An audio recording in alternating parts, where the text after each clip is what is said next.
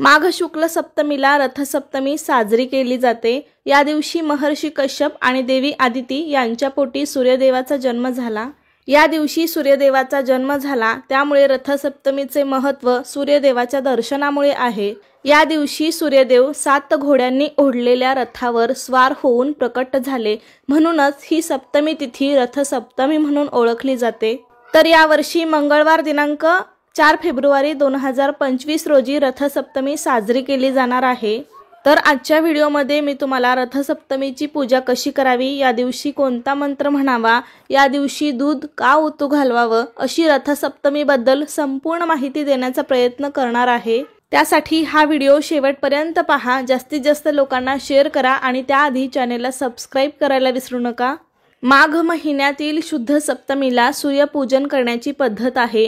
या दिवशी आपण सूर्याची मनोभावे पूजा केली तर आपल्याला निरोगी आणि चांगले आरोग्य प्राप्त होते। सूर्यपूजेने आरोग्य आणि कीर्ती मिळते। सूर्यदेवाची पूजा केल्याने मुलगा आणि वडिलांमध्ये गोड नाते निर्माण होते, मुलाला आनंद मिळतो, शिक्षण, नोकरी आणि करिअरमध्ये कोणताही अडथळा राहत नाही।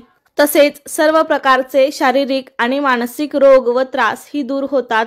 त्यामुळे या दिवशी सूर्यपूजेचं खूप मोठं असं महत्त्व आहे। माघ महिन्यातील शुक्ल सप्तमीला रथसप्तमी साजरी केली जाते। या दिवसापासून सूर्य आपल्या रथात बसून प्रवास करतो। या रथाला 7 घोडे असतात, म्हणून रथसप्तमी असा शब्द वापरला जातो। ज्या सूर्यामुळे अंधार नाहीसा होतो आणि चराचराला नवे तेज, नवे जीवन लाभते, त्या भास्कराची ही पूजा आहे। ही प्रकाशाची सूर्यदेवतेची पूजा आहे। रथसप्तमी हा स्त्रिया संक्रांतीनिमित्त करत असलेल्या हळदी कुंकाचा शेवटचा दिवस मानला जातो। रथसप्तमी या सणाला माघी सप्तमी किंवा सूर्यजयंती अशा वेगवेगळ्या नावांनीही ओळखलं जातं। या दिवशी सकाळी लवकर ब्रह्ममुहूर्तावर सूर्योदयापूर्वीच उठावे, सूर्यनारायणाची प्रार्थना करावी। या दिवशी सूर्योदयाच्या वेळी सूर्यदेवाची पूजा करावी, पण त्यापूर्वी स्वच्छ स्नान करून पिवळे वस्त्र परिधान करावे आणि त्यानंतर सूर्यदेवाला अर्घ्य द्यावे। सूर्याला जल देताना त्यामध्ये अक्षता, तीळ, रोली, दुर्वा, गंगाजल मिसळायला विसरू नका।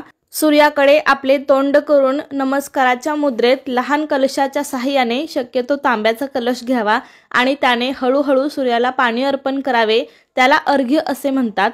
सूर्याला अर्घ्य अर्पण करणं हे खूप शुभ मानलं जातं। त्यामुळे सूर्याला जर आपण दररोज अर्घ्य दिल्यास आपल्यावर सूर्यदेवाची कृपा प्राप्त होते। अर्घ्य अर्पण करताना त्या पाण्यामध्ये थोडंसं गंगाजल आणि फक्त लाल फुले, तीळ टाकून जरी सूर्याला अर्घ्य अर्पण केलं तरीही चालू शकतं।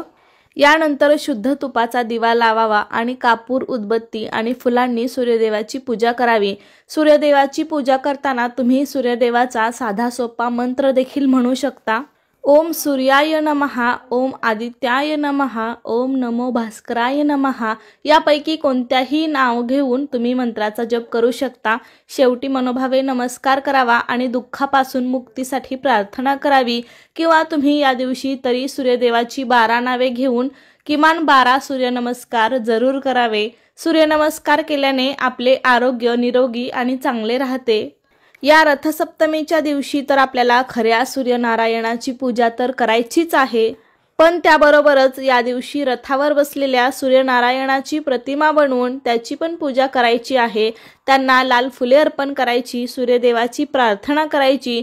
शक्य झाले तर आदित्य हृदय स्तोत्रम, सूर्याष्टकम आणि सूर्यकवचम यापैकी कोणतेही एक स्तोत्र तुम्ही म्हणू शकता किंवा ऐकू शकता। आपल्या हिंदू धर्मात सूर्यपूजेला खूप महत्त्व आहे। या रथसप्तमीपासून तुम्ही रोज सूर्यनमस्कार घालू शकता। रोज सकाळी सूर्याला अर्घ्य दिल्याने अंधाराचा नाश करून जग उजळून टाकण्याची शक्ती सूर्याला प्राप्त होते असे म्हटले जाते। सर्वात तेजस्वी, सामर्थ्यवान, युक्तिवान, बुद्धिवान आणि सर्वज्ञ अशी सूर्याची ओळख आहे। सृष्टीचा जगतचालक असून तो संपूर्ण ब्रह्मांडाचा नियंत्रक आहे। सूर्याचा उत्तरायण प्रवास आणि त्याच्या रथाचे 7 घोडे असा संदर्भ रथसप्तमीला आहे। सूर्य हा स्वयंप्रकाशी आहे। अन्य सर्व ग्रह सूर्यापासून प्रकाश घेतात। सूर्य ग्रहांचा राजा असून त्याचे स्थान नवग्रहांमध्ये वरचे आहे। पृथ्वीवर जीवन केवळ सूर्यदेवामुळेच अस्तित्वात आहे, जो संपूर्ण जगाला आपल्या भव्य रूपाने प्रकाशित करतो। सूर्य हा जीवनाचा मूळ स्रोत आहे। सूर्याच्या किरणांमुळे शरीरासाठी आवश्यक असलेले जीवनसत्व ड मिळते, म्हणजे सूर्यापासून आपल्याला व्हिटॅमिन डी मिळते। वेळेचं मोजमाप सूर्यावर अवलंबून असते, तो स्थिर आहे आणि इतर सर्व ग्रह त्याच्या भोवती फिरतात। सूर्य स्वतः प्रकाशमान आहे आणि इतर ग्रहांना त्याचा प्रकाश मिळतो। ज्योतिषशास्त्रानुसार सूर्य एक आत्माकार आहे। मानवी शरीराचे जीवन, आध्यात्मिक शक्ती आणि चैतन्य शक्ती सूर्याद्वारे साकार होते, हा त्याचा अर्थ आहे। एखाद्याच्या कुंडलीत सूर्य जितका बलवान असेल तितकी त्याची चैतन्य आणि प्रतिकार शक्ती चांगली असते। सूर्य हा राजा प्रधान, सत्ता, अधिकार, कठोरपणा, तत्वनिष्ठता, काम, आदर, कीर्ती, आरोग्य, औषध इत्यादींचा कारक आहे।